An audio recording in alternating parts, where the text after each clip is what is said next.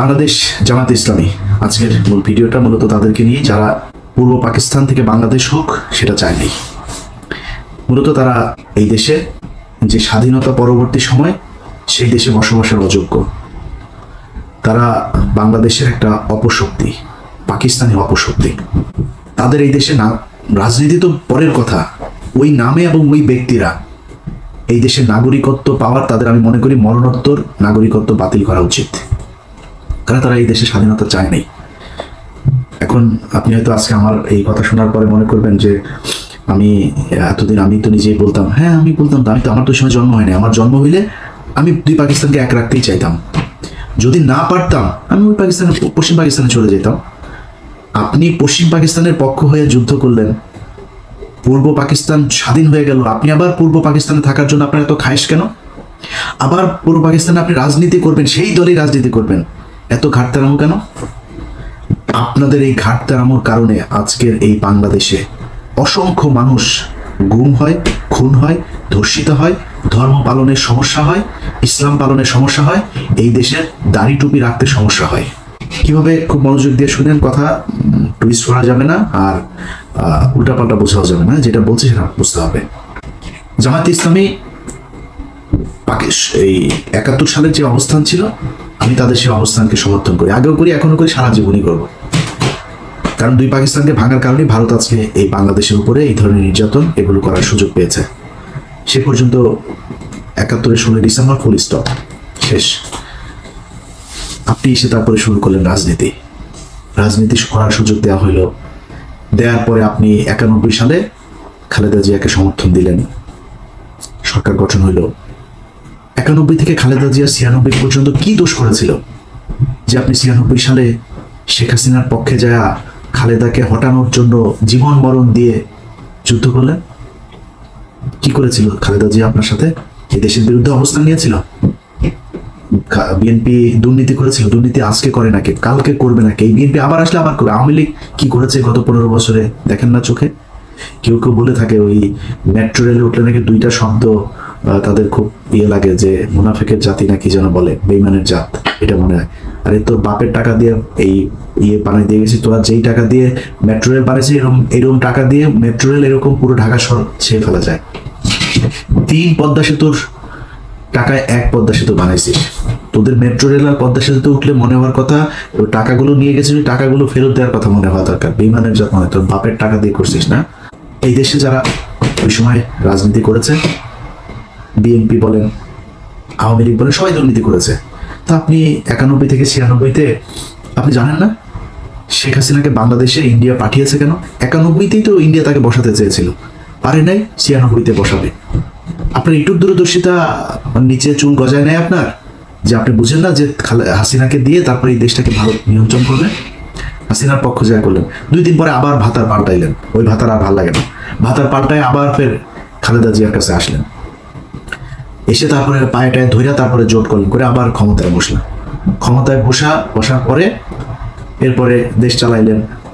দেশ চালানোর সময় যা যা হয়েছে, যেভাবে চলেছে, সেখানে তো আপনার বোঝার আমার মনে হয় না যে কোনো সমস্যা হয়েছে যে খালেদা জিয়া কি চায়, খালেদা জিয়া কি আসলে ভারতের লোক না কিসের লোক। যদি সমস্যা হয়ে ওই সময় চলে আসতেন, সরেন নাই তো, তাদের সাথেই ছিলেন। আসলে ২০২৪ মাঝখানে পুরোটা সময় বাদ দিলেন বিরোধী দলে।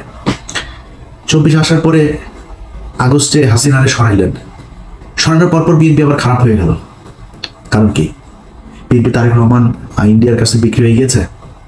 বিএনপির চোর মানে যদি ধরা যায় ৮০%ই চোর, মানে এটা করা পরে দেশের মানুষই ভাই ৯০%, ৯৯% চোর আমার দেশের, ইনক্লুডিং মি, আমি বাদ দিলাম না। ৯৯% চোর এই দেশে, হয়তো ২-১% ভালো থাকতে পারে। বিএনপি চুরি করেছে, এটা বাদ। বিএনপি আওয়ামী লীগ এই ইন্ডিয়ার সাথে কিছু করেছিল নাকি? খালেদা জিয়া তারেক রহমান বিক্রি হয়ে গিয়েছিল, ৫ তারিখে বিক্রি হয়েছিল। তো ৫ তারিখের পরে বিএনপি খারাপ হয়ে গেল কেন হঠাৎ আপনার কাছে? আপনার বাল গজায় নাই যে এই আপনি যদি বিএনপির সাথে দ্বন্দ্ব করেন তাহলে ইন্ডিয়া আবার এখানে ঢুকবে? আচ্ছা, আপনি বললেন যে আপনি কি সবাই মাফ করে দিয়েছেন আপনি আওয়ামী লীগকে। সাসার সমস্যা কি? ভিডিও টিডিও আছে নাকি ভাইয়ের কাছে? টাকা পয়সা লেনদেনের কোনো কিছু আছে? সমস্যাটা কোথায়? আপনি এসে বললেন মাফ করে দিলাম, তো আপনার কথা হওয়ার কথা না। আরে ভাই, গত 15 বছর এই দেশটা ইন্ডিয়ার কাছে বিক্রি করে দিয়েছিল। আপনি সেই দেশের স্বাধীন হবার পরে আপনি তাদেরকে মাফ করে দিয়া তারপরে তাদেরকে নিয়ে থাকতে চান, কারণ কি? সমস্যাটা কি? একদম বলা দরকার মানুষের কাছে এ কোন কারণে, কি স্বার্থ দেখে বা কোন যুক্তিতে আপনি তাদেরকে মাফ করে দিচ্ছেন এত তাড়াতাড়ি। বিএনপি শুরু করলো, জামাত টানছে, আমাদের উদ্যানে সবাই টানা দরকার, টানাটানি আওয়ামী লীগের কে কত নিতে পারে, এদের কাছে সবচেয়ে প্রিয় মানুষ হয়ে গেল আওয়ামী লীগ। 5 আগস্টের পর থেকে আজ পর্যন্ত বলেন, এই দেশে নিজের নিয়ে যদি আমি কথা বলতে চাই তাহলে মনে হবে আমি বোধহয় নিজের মানে বলতেও লজ্জা লাগে। আমি পিনাকি আর কনক সারোয়ার 2-4 জন আরো আছেন, এদের বাইরে আর কারণে তো আমি দেখি না যারা কিনা ইন্ডিয়ার ব্যাপারে একদম জিরো টলারেন্স নিয়ে তারপরে কোনো কথা বলছে বা কোনো কাজ করছে, কাউরে দেখি না। তো আপনি এদের কাছে নির্যাতিত হইলেন, এতটা দিন ধরে নির্যাতিত হইলেন, এদের ব্যাপারে আপনার কোনো সমস্যা নাই, কোনো অভিযোগ নাই। আমরা ফাইন্ড আউট করে দিলাম যে এই ব্যক্তি এই প্রতিষ্ঠানগুলো ইন্ডিয়ার ওয়ার করেছে, পক্ষে কাজ করেছে। আপনিও তাদেরকে নিয়ে বসায়, স্টেজে বসায় তারপরে বক্তব্য শোনাবেন। পিছনে দেখি ওই যে শফিকুল ইসলাম মাসুদ চোখ বন্ধ করে মনে হয় বিশাল ধ্যানে আছে, মানে ওর বাপ ওই সন্তোষ শর্মা বক্তব্য দেয়, ওর বাপের বক্তব্য শোনা মধুর, মানে স্টেজে দাঁড়ায় রয়েছে, পিছনে বডিগার্ডের মতো, সোহরাওয়ার্দীর বডিগার্ড শেখ মুজিবের মতো ওইভাবে দাঁড়ায় আছে। এটা এই জন্য এই 15 বছর এই জন্য মানুষ জীবন দিয়েছে। আপনার এই প্রোগ্রামটা যারা অর্গানাইজ করেছেন তাদেরকেও সেই জামাতের নেতা যারা সন্তোষ শর্মাকে দাওয়াত দিয়েছেন সেই ব্যক্তিগুলোকে একটু বলি যে মনে করেন আপনারা অলমোস্ট সবাই জেলে গিয়েছেন, আমি যতটুকু জানি। জেলে যাওয়ার পরে আপনার স্ত্রী বা মেয়েকে পুলিশ আপনাকে ক্রস পয়েন্ট দিবে এটা মনে করে তারপরে ধর্ষণ করেছে, ধর্ষণ করে পেটে বাচ্চাও দিয়ে দিয়েছে, অ্যাবর্শন তো করাইতে পারে না লজ্জার সঙ্গে। আপনাদের ঘরে যদি এরকম একটা বাচ্চা টাচ্চা যদি থাকে, মনে করেন থাকে, কেমন লাগবে? কেন বললাম জানেন কথাটা? আলেপের কথা মনে আছে? এই পুলিশ অফিসার এক ব্যক্তিকে ধরে তার স্ত্রীকে তার স্বামীর ক্রস ফায়ারের ভয় দেখিয়ে রোজা ভাঙিয়ে রোজার মাসে তারপরে ধর্ষণ করেছে। এরকম 16 জন আমাদের বাংলা এডিশন অফিসে গিয়েছিল। তো বাংলা এডিশনের কাছে যারা গিয়েছে ওরা তথ্য দিতে চায়, নাম টাম বলার পারমিশন দিচ্ছেন। তাহলে নাম টাম কিছু যদি না বলি, কোনো পুলিশের নাম বলতে দেবেন না, ওরা লজ্জায় কারণে বলতে চায় না। তো এখন ওই ব্যক্তি শুধু আমাদের কাছে বক্তব্য দিয়েছিল কারণ ওর স্ত্রী মারা গিয়েছে। এইগুলো নিয়ে দ্বন্দ্ব, সাংসারিক দ্বন্দ্ব, তারপরে আবার গর্ভবতী ছিল, এইসব সমস্যা মিলে হঠাৎ করে মারা গিয়েছে। স্বামী স্ত্রীর মধ্যে এটা নিয়ে খুব খারাপ পরিস্থিতি চলছিল, মারা গিয়েছে। সে লোকের কথা শোনেন নাই? ওই লোকের স্ত্রীকে এইভাবে জোর করে ধর্ষণ করেছে। আমরা তো জানি না আর কত মানুষের স্ত্রীকে এইভাবে ধর্ষণ করেছে যারা আমাদের কাছ পর্যন্ত পৌঁছাইতে পারেনি। আপনি মাফ করে দেওয়ার কে? তাদের কাছে জিজ্ঞেস করেছেন?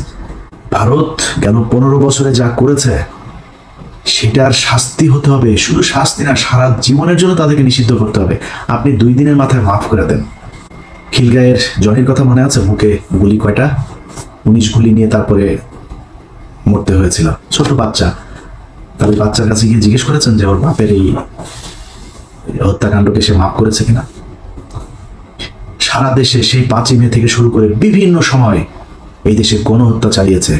ঠিক যখন আপনি কথাটা বলছিলেন তার 1 মাস আগে, 15 দিন আগে একটা গণহত্যা চালিয়েছে। আপনি তাদেরকে মাফ করে দিচ্ছেন এত তাড়াতাড়ি?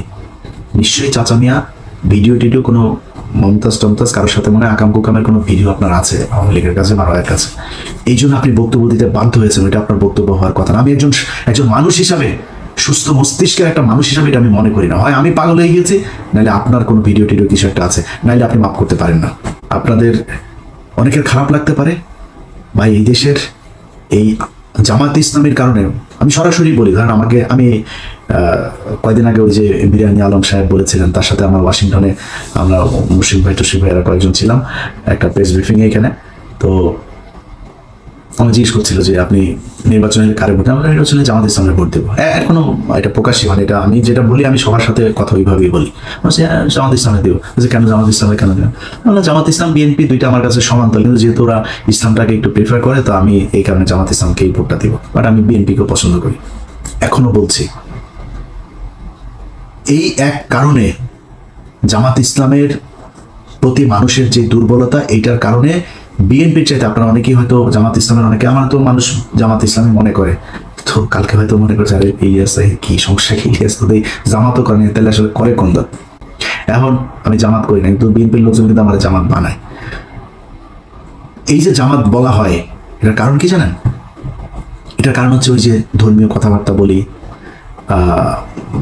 যখন অফিসে জব করতাম টিভিতে রোজা রাখতাম, রোজা রাখাই তো আবার মাঝে মধ্যে ধরেন শুক্রবারে নামাজ টামাজ পড়ার জন্য সময় চাইতাম অফিসে, এই তো তো জঙ্গি, তো মানে শিবিরের লোক। আবার ওই হরতালের সময় শিবিরের ওই ফুটেজ টুটেজ এগুলো আমি তাড়াতাড়ি পাইতাম আর কি, আমার কাছে তথ্য আমি সোর্স মেনটেন করতাম। ওর সাথে ও এত ফুটেজ পায় কেমনে, কোথায় ভাঙচুর হয় এটাও জানে কেমনে। এইটাও একটা কারণ। আমি একা না, আপনি বিএনপির সাথে বলবেন যে আমি বিএনপি করি বলে এই বা মানে বিএনপির কিছু দেখি না এটা বলে আপনি পাওয়ার সুযোগ নাই। কারণ বিএনপির সাথে আপনার অনেকগুলো জায়গায় পার্থক্য আছে, যে পার্থক্যটা আপনাকে মেনটেন করতে হবে। যে পার্থক্যগুলো কি? আবরার ফাহাদ বলেছিল সে শিবির করে, আবরার ফাহাদকে হত্যা করা হয়েছে শিবির সন্দেহে, জানেন না? আমি বেতন পেয়েছি 23,000 টাকা বেতন পাই মাত্র, তখন বেতনের পুরো টাকাটা নিয়ে তারপরে যে কোনো জামাত ইসলামের কোনো একটা জায়গায় দিয়ে এসছি। এটা একটা রসিদ ছিল, সেই রসিদটা আমার ডয়ারে ছিল, 23,000 টাকার একটা রসিদ। 23,800 টাকা বেতন পাইতাম তখন, 800 রেখে দিয়েছিলাম, 23,000 টাকার রসিদটা দিয়েছিলাম। তো আমি যেহেতু ঢাকা শহরে আমার যেহেতু মানে নিজের বাবার বাড়িটাই আছে, আমি আমার যেহেতু মানে ভাড়া দিতে হয় না, আমি অফিস অন্যদের চাইতে একটু রিল্যাক্স থাকতাম, কোনো বাজার টাজার কোনো কিছু আমার কোনো ঝামেলা ছিল না। তো আমি ওই টাকাটা দিয়েছিলাম। তো আমি ইটিভি থেকে যখন চেয়ারম্যান যখন জেলখানায় গেল, তখন আমার ড্রয়ার ফ্রয়ার তো আমি কোনো জিনিসপত্র কিছু নিয়ে আসার সুযোগ পাইনি, আমি আর অফিসে যাইনি, আমার ওইখানেই খুঁজে এগুলো পেয়েছিল। ওই রসিদটা নিয়ে ডিবির মনিরের কাছে দিয়ে এসেছিল আমাদের 21 টেলিভিশনের অখিল পোদ্দার। আমার অনেক ঝামেলা হয়েছে ভাই, শুধুমাত্র এই জামাতের পক্ষে কথা বলা কিংবা জামাতের মতো করে কথা বলার কারণে। এই দায় আপনাদেরকে নিতে হবে। আবরার ফাহাদ মারা গিয়েছে, এই দায় আপনাকে নিতে হবে। আপনি ইসলাম নিয়ে রাজনীতি করেন, এই জন্য আপনার নামে যাদেরকে ফজরের নামাজ পড়তে যাওয়ার কারণে জঙ্গি বানিয়ে শিবির ট্যাগ দিয়ে তারপরে ফাঁসি দেওয়া হয়েছে, ক্রসফায়ার দেওয়া হয়েছে, যাদের স্ত্রীদেরকে ধর্ষণ করা হয়েছে, এর সব দায় জামাত ইসলামকে নিতে হবে। এই জন্য আপনার দায় অনেক বেশি বিএনপির চাইতে।